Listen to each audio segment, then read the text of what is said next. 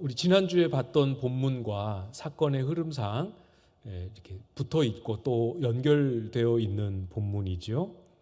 지난주에 우리는 다윗이 사울의 목숨을 빼앗을 수 있는 아주 절호의 기회였지만 그 기회를 목숨을 빼앗는 일로 쓰지 않고 자기가 왕 되는 일로 쓰지 않고 여호와의 기름 부음 받은 자를 내 손을 들어 칠 수 없다. 이렇게 하면서 하나님이 명령하신 것을 지키는 기회로만 사용했던 것 우리가 살펴보았습니다. 다윗이 워낙 믿음의 훌륭한 본을 보였기 때문에 우리가 놓칠 수 있는 부분이 있을 것 같아요. 다윗이라 하더라도 여호와의 기름 부음 받은 자다 이렇게 할 때 마냥 사울이 좋고 사랑스러워서 그렇게 하지는 않았을 겁니다. 우리가 지난주에 나누었던 것처럼 하나님 때문에, 하나님의 명령이기 때문에, 또 하나님이 기름 부으신 사람이기 때문에 하나님이 어떻게든 하실다 약속하신 일은 하실 것이기 때문에 다윗은 자기 손으로 해하지 않기로 작정했던 것이죠. 오늘 본문은 다윗이 자기 손을 들어서 사울에게 되지 않은 그 행동의 결과, 그 행동의 열매가 어떻게 나타나게 되는지를 오늘 본문에서 보여주고 있습니다. 굴 속에서 재빨리 사울의 목숨을 빼앗고 또 그렇게 이제 그 목숨을 빼앗은 흔적을 들고 나가서 온 이스라엘 앞에 내가 이제부터 이스라엘의 왕이다.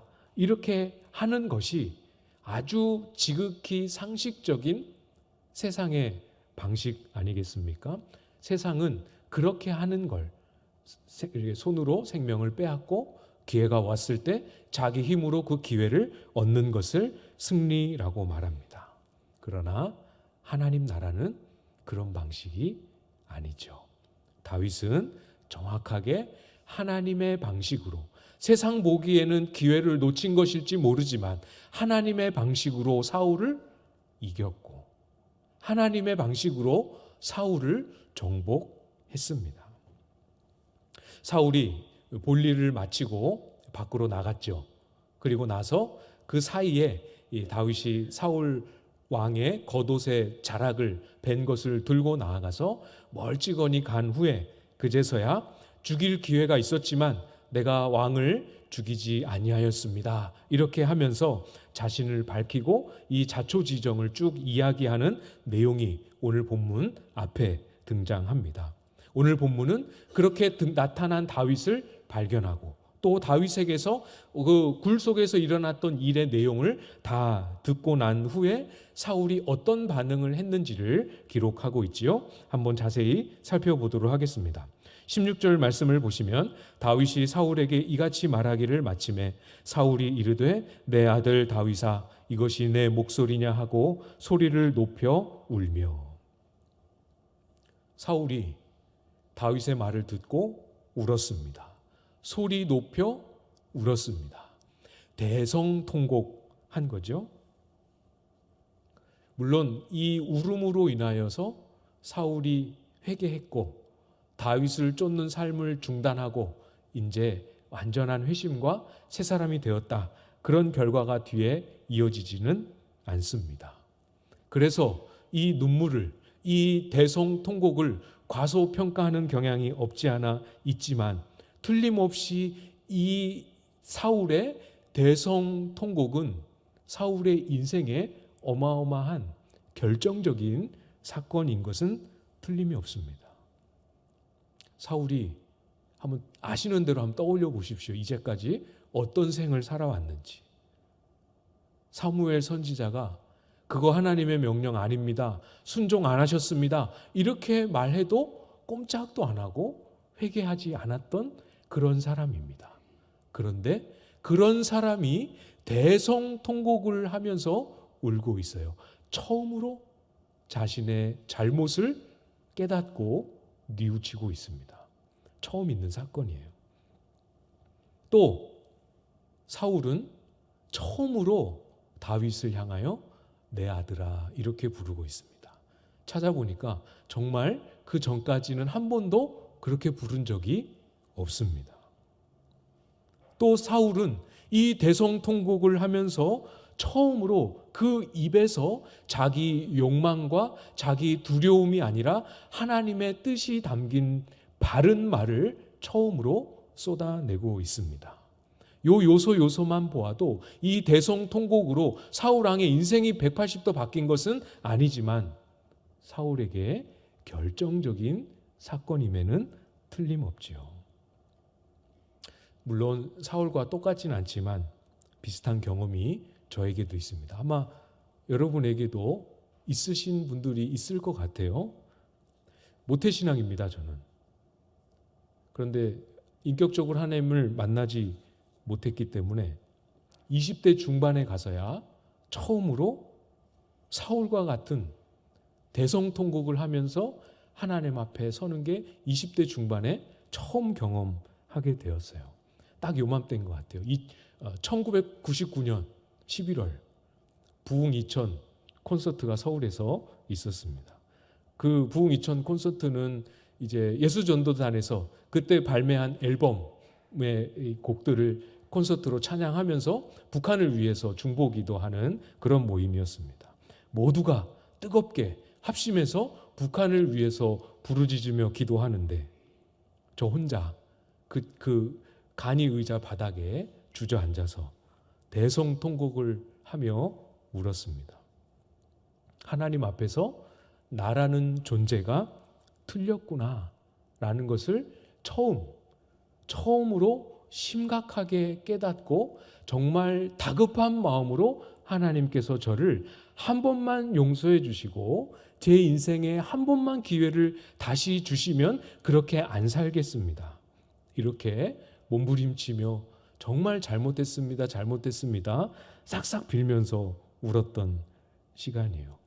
물론 똑같이 그 대성통곡 사건으로 인하여서 모든 게 다 완벽하게 바뀌어 버리지는 않았습니다.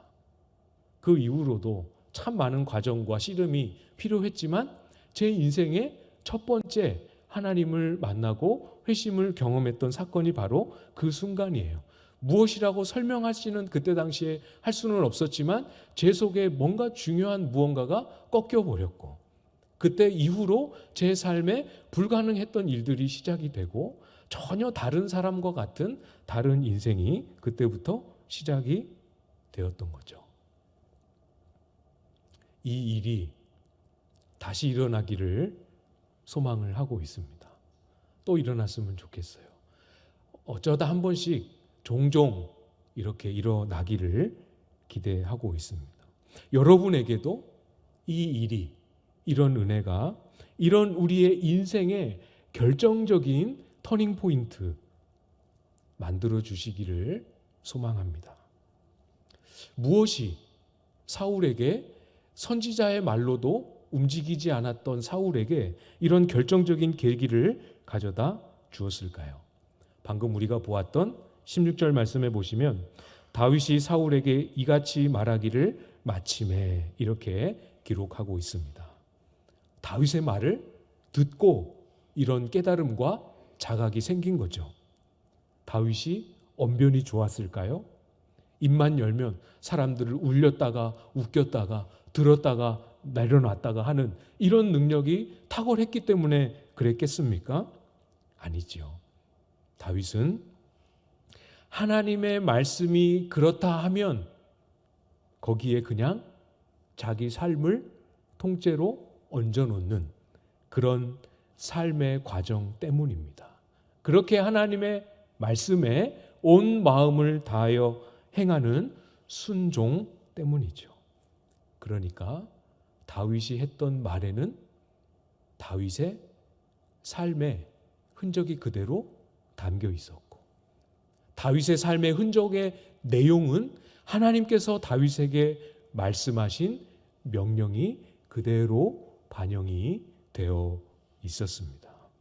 다윗의 삶은 하나님의 말씀을 따르는 삶이었고 그의 고백은 그 말씀을 실천한 흔적이 그대로 묻어있는 고백이었습니다. 이었죠.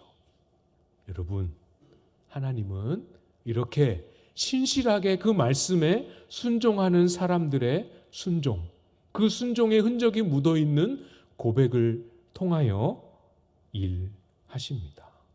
하나님 나라는 정확합니다. 순종 안 했는데 순종한 사람들의 삶에 나타나는 열매가 일어나지는 않습니다. 순종한 만큼, 사는 만큼 은혜를 맛보고 하나님의 일하심을 경험하게 되죠.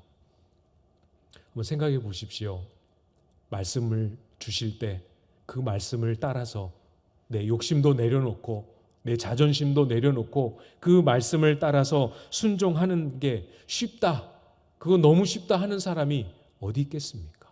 모두에게나 다 똑같이 어렵고 모두에게나 다 똑같이 힘겨운 거죠. 그것을 하나님이라고 왜 모르시겠습니까? 작아도 순종의 흔적이 고스란히 묻어있는 삶, 그 삶의 고백. 여러분, 하나님이 절대로 그냥 보고 지나칠 수 없으십니다. 반드시 그냥 두시지 않으시고 사용하시죠. 주변에 사람을 붙여서라도 그 고백, 그 삶의 흔적에 열매가 맺게 하십니다. 누군가 알지 못하는 사람이 와서 듣게 해서라도 열매 맺게 하십니다. 사랑하는 여러분, 어떤 순종의 흔적, 순종의 이야기를 가지고 계십니까? 한번 떠올려 보십시오. 꺼내놓을 순종의 이야기가 하나도 없으면 안 됩니다. 꺼내놓을 순종의 이야기가 20년 전에 청년 시절에 옛날에 그거밖에 없으시면 안 됩니다. 하나님이 요즘 나에게 뭘 말씀하고 계시고 내 인생에 만나는 크고 작은 고비와 어려움 속에서 나는 어떻게 그 말씀을 따라 헤쳐가고 있고 순종해 가고 있는지 말할 수 있는 거리가 없지 않도록 순종하는 삶을 위해 기도하고 힘쓰실 수 있기를 바랍니다. 사울이 대성통곡한 후에 곧바로 이어지는 사울의 말을 주목해 보면 무엇 때문에 울었는지 좀 더 분명하게 알 수 있겠죠? 17절 말씀해 보시면 다윗에게 이르되 나는 너를 학대하되 너는 나를 선대하니 너는 나보다 의롭도다. 사울의 통곡의 내용, 이유 다 드러나고 있죠. 자신의 잘못을 깨달은 눈물이었습니다. 이제까지 다윗을 추격했던 그 모든 과정이 다윗을 향한 학대였음을, 악한 행동이었음을 고백하고 있는 거죠. 그 악한 행동 속에 다윗은 억울하게 고통받고 신음하고 있었던 것을 발견한 눈물이었습니다.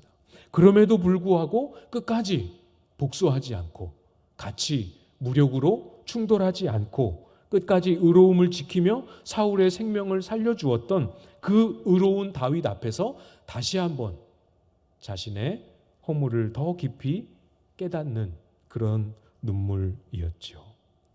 하나님은 하나님의 백성들의 신실한 순종 정말 기뻐하십니다. 사울의 입에서 이런 고백이 나오도록 다윗의 말을 사용하고 계시죠. 다윗은 어떤 순종을 하나님께 드렸습니까? 사울의 이어지는 말 속에 잘 나타나고 있지요. 18절, 19절 말씀인데요. 네가 나 선대한 것을 오늘 나타냈나니 여호와께서 나를 내 손에 넘기셨으나 내가 나를 죽이지 아니하였도다. 사람이 그의 원수를 만나면 그를 평안히 가게 하겠느냐? 내가 오늘 내게 행한 일로 말미암아 여호와께서 내게 선으로 갚으시기를 원하노라. 다윗은 하나님이 명령하신 그 말씀을, 그 의로운 삶을 지켜내기 위해서 사울에게 원한을 쏟아놓지 않았죠. 복수하거나 응징하기 위해서 칼을 들지도 않았습니다. 여기 보면 사울이 했던 말 중에 잘 보십시오. 사람이 그의 원수를 만나면 그를 평안히 가게 하겠느냐. 무슨 말입니까?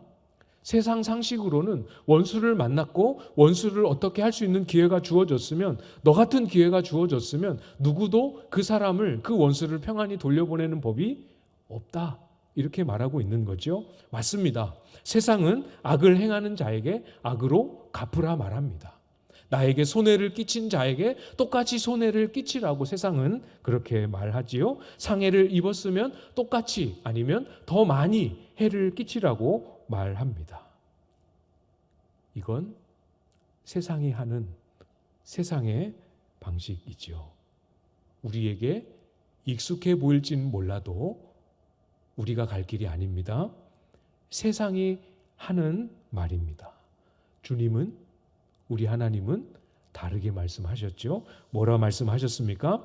로마서 5장 10절에 이렇게 말씀하십니다.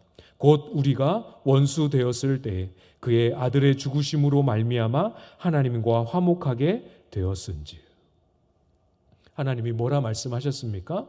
원수된 우리를 위하여 죽으심으로 하나님과 화목하게 하셨습니다. 원수인 우리를 위하여 죽으셨습니다.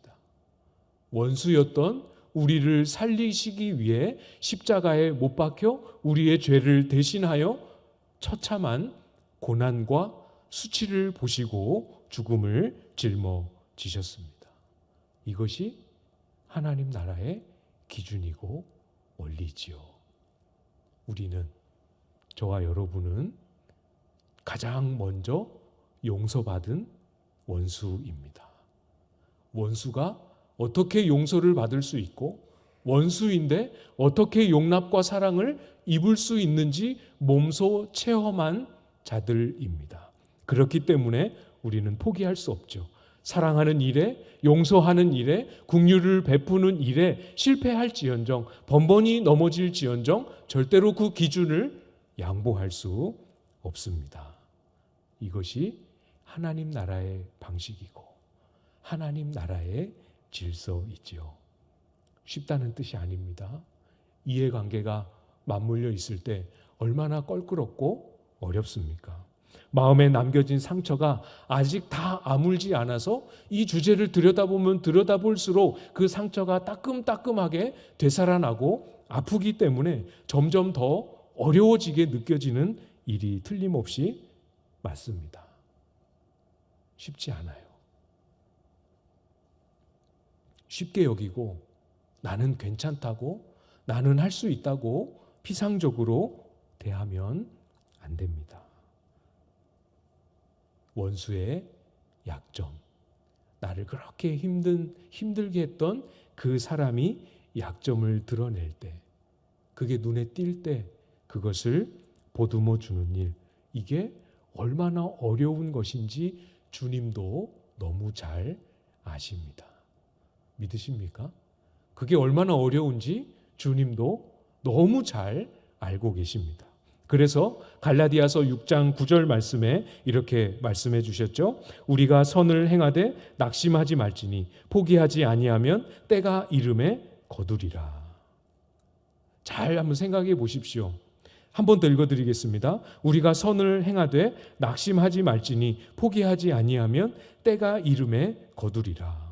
선을 행할 때 낙심하지 말라 말씀하십니다. 무엇을 전제하고 말씀하고 계십니까? 선을 행하지만 그 때가 이르기 전에 반드시 여러 번의 실패를 겪을 것을 전제하고 말씀하십니다. 그러니까 선을 행하더라도 그 과정 안에서 때가 이르기 전에 틀림없이 실패하고 성공하지 못하는 순간을 많이 경험하게 될 텐데, 그렇더라도 낙심하지 말라 말씀하십니다.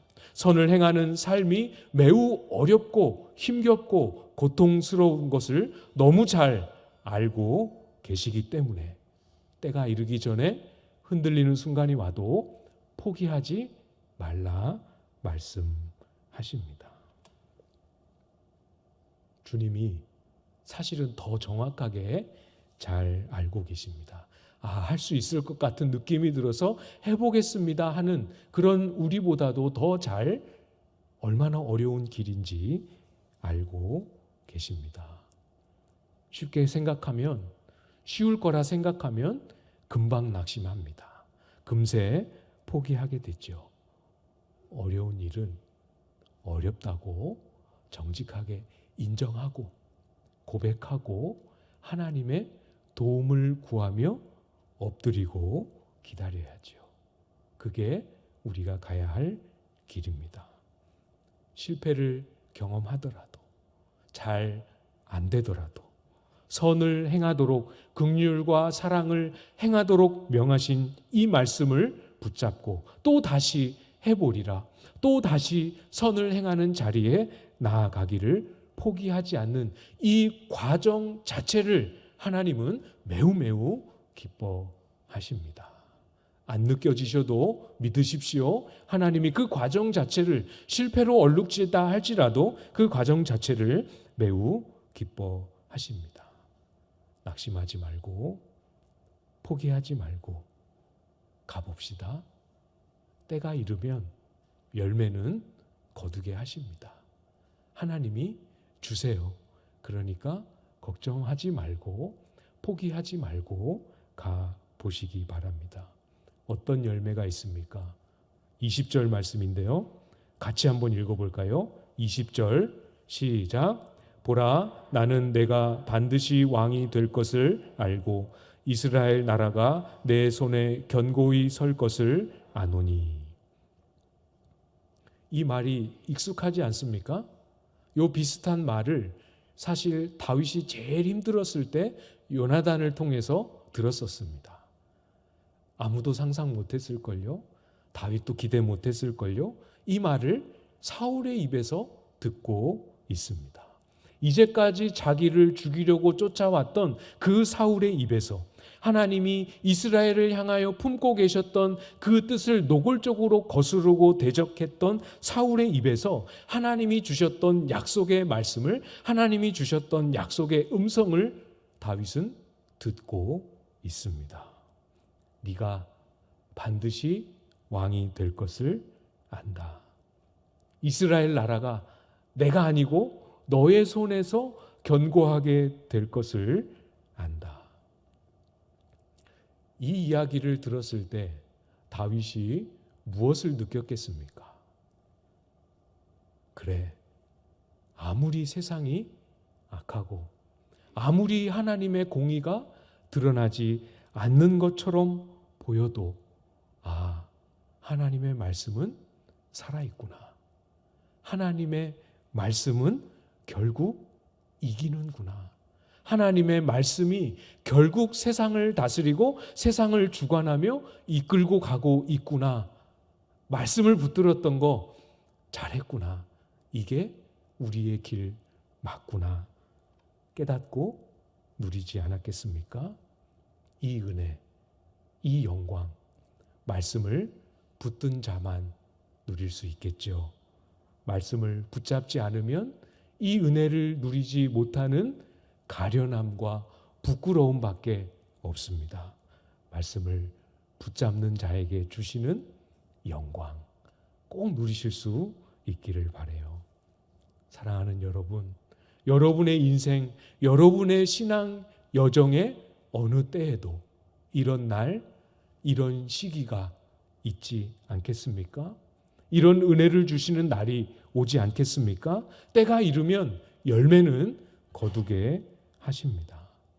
낙심하지 말고 포기하지 말고 하나님이 우리에게 명하신 사랑과 긍휼, 자비와 관용을 행하는 삶, 함께 같이 서로를 응원하면서 그래, 이 길이 우리가 가야 할 길 맞아. 그렇게 서로가 서로에게 힘을 주면서 함께 살아낼 수 있기를 기대합니다.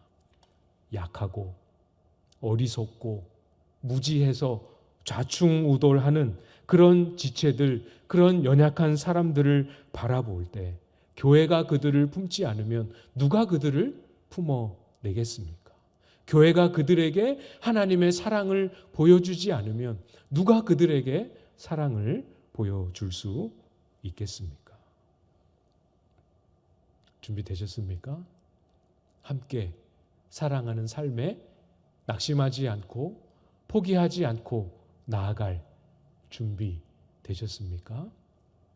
악을 선으로 정복하는 이 삶에 함께 서로를 잘 붙잡아주고 격려하면서 함께 사랑하는 삶에 힘있게 나아가는 광안제일교회가 될 수 있기를 주님의 이름으로 축복합니다.